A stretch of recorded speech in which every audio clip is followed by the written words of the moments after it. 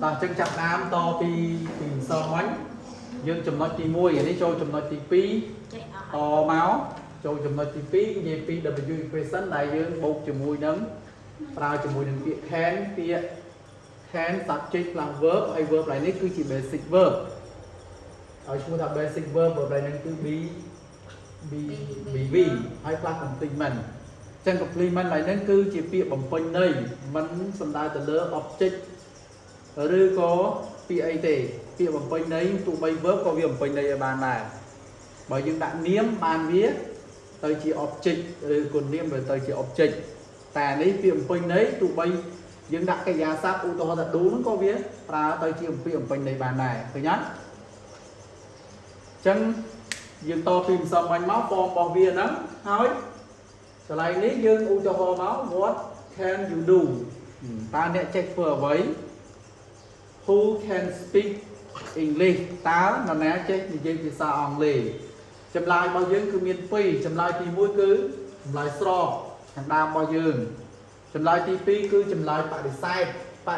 ន្តែមាននិយមន័យនៅនឹងតែម្ដងបាទចម្លើយស្របគឺ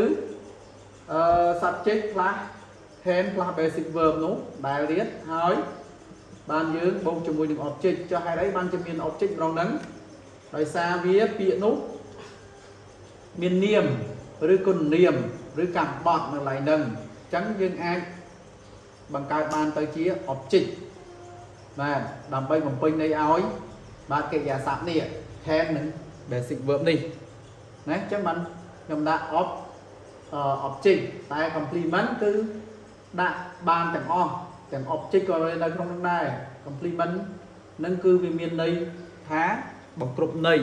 បាទឧទាហរណ៍ថាតើអ្នកចេះធ្វើអ្វីខ្លះនរណាអាចនិយាយភាសាអង់គ្លេសបានចម្លើយរបស់វាគឺខ្ញុំចេះសរសេរសៀវភៅហើយខ្ញុំចេះនិយាយភាសាអង់គ្លេសហើយចុចតទៅទៀតទៅអញ្ចឹងអ្វីដែលគេចង់និយាយនេះគឺអ្នកចេះធ្វើអីយើងរៀបរាប់ប្រាប់គេមកចំណុចដែលយើងចេះបាទរៀបរាប់មក clear មកអស់ហើយប៉ុណ្ណឹងសំណួរទី2តើនរណាចេះនិយាយភាសាអង់គ្លេសសួរពីមនុស្សមិនមែនសួរពីសត្វទេនរណានោះណាអញ្ចឹងនិយាយពីមេមកមេឬក៏ចនហ្នឹងទៅម៉ារីហ្នឹងទៅតែយើងដាក់មកឧទាហរណ៍ថានៅក្នុងចំណោមយើងទាំងអស់គ្នាមាន10នាក់អញ្ចឹងមកអ្នកខ្លះចេះអ្នកខ្លះអត់អញ្ចឹងទៅអញ្ចឹងមេគាត់ចេះនិយាយភាសាអង់គ្លេសចប់នេះជាចម្លើយឆ្លើយទៅនឹង W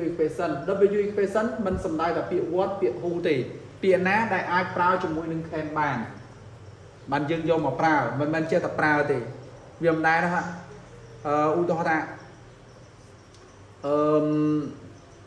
តើមួយណាអាចនិយាយភាសាអង់គ្លេសប្រើបានអត់ឃើញអត់តើមួយណាសំដៅទៅលើមនុស្ស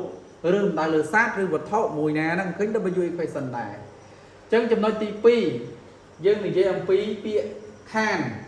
ដែលវាជាទម្រង់ទី2នេះបដិសេធរបស់នេះជាចម្លើយរបស់នេះ W equation នេះអញ្ចឹងពាក្យ can ត្រូវបានប្រើដើម្បីបង្ហាញអំពីអសមត្ថភាពរបស់នរណាម្នាក់អញ្ចឹងទម្រង់របស់វាគឺ negative បែបជាបដិសេធ subject ផ្លាស់ជាមួយនឹង can ផ្លាស់ not យើងយក not មកជួយដើម្បីជួយកិរិយាសព្ទមូលដ្ឋាននេះកិរិយាសព្ទដើមហើយមកពាក្យបំពេញន័យឬក៏ object បាទជាឧទាហរណ៍គេសួរខាងដើមតែពីសំណួរនេះដដែលទេ what can you do who can speak English ចម្លើយរបស់វាគេសួរតើអ្នកចេះធ្វើអ្វីបានខ្ញុំមិនចេះអានសៀវភៅខ្ញុំមិនចេះសរសេរសៀវភៅទេខ្ញុំមិនចេះនិយាយភាសាអង់គ្លេសទេយើងរៀបរាប់តទៀតទៅហ្នឹងបើគេសួរផ្ដើមដោយ W equation ចុះមួយទៀតគេសួរតើនរណាចេះនិយាយភាសាអង់គ្លេសយើងអត់ដឹងខាងណាទេមានអ្នកឆ្លើយមកថាម៉េចខ្ញុំមិនគាត់ឆ្លើយខ្ញុំមិនចេះនិយាយភាសាអង់គ្លេសទេអត់ណាផ្សេងទៀតអញ្ចឹងអ្នកដែលចេះគាត់ឆ្លើយមកឆ្លើយថាម៉េចបើចេះមេចេះនិយាយភាសាអង់គ្លេសអានេះជាទម្រង់ស្របយល់ហើយអានេះជាទម្រង់បដិសេធអញ្ចឹងណាបាទចំណាំពាក្យ can ត្រូវបានប្រើបាទសម្រាប់រាល់ទម្រង់ទាំងអស់បាទសម្រាប់ទម្រង់ទាំងអស់ហើយវាអាចប្រើគ្រប់មនុស្សទាំងអស់មិនថាបើយើងនិយាយថាគ្រប់ប្រធានទាំងអស់ឡើយហ្នឹងណាគ្រប់ប្រធានទាំងអស់ប្រធានណាខ្លះ thiên thì môi miền ai vi thiên thì pi miền dùng đây thiên thì bay miền hi sĩ ít chắc cái pra ban tặng ọt và can thá cái giá sắp khen nó mình ai pra ban cho môi thiên thì môi cái giá sắp khen nó mình ai pra ban cho môi thiên thì pi rồi thì bay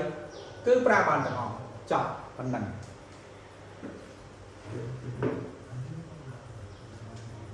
bật tới bà cặp